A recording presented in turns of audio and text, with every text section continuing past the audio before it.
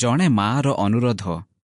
ସେତେବେଳେ ଜେବଦୀଙ୍କ ସ୍ତ୍ରୀ ଆପଣା ପୁତ୍ରମାନଙ୍କୁ ସାଙ୍ଗରେ ନେଇ ତାହାଙ୍କ ଛାମୁକୁ ଆସି ପ୍ରଣାମ କରି ତାହାଙ୍କଠାରୁ କିଛି ମାଗିଲେ।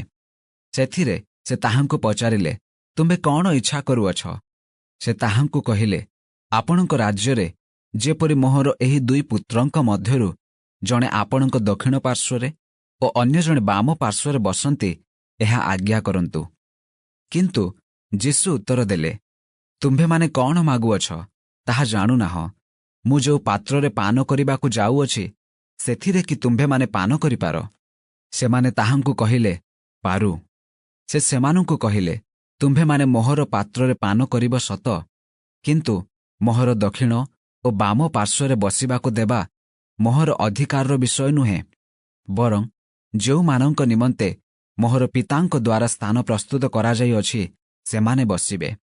ଅନ୍ୟ 10 ଜଣ ଶିଷ୍ୟ ଏହା ଶୁଣି ସେହି ଦୁଇ ଭାଇଙ୍କ ଉପରେ ବିରକ୍ତ ହେଲେ।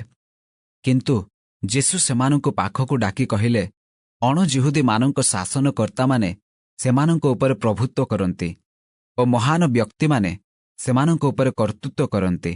ଏହା ତୁମ୍ଭେମାନେ ଜାଣ।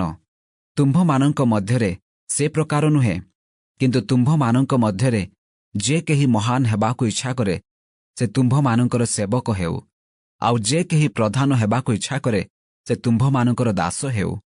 ଯେପରି ମନୁଷ୍ୟପୁତ୍ର ମଧ୍ୟ ସେବା ପାଇବାକୁ ଆସିନାହାନ୍ତି, ମାତ୍ର ସେବା କରିବାକୁ ଓ ଅନେକଙ୍କ ପାଇଁ ମୁକ୍ତିର ମୂଲ୍ୟ ସ୍ୱରୂପେ ପ୍ରାଣ ଦେବାକୁ ଆସିଅଛନ୍ତି।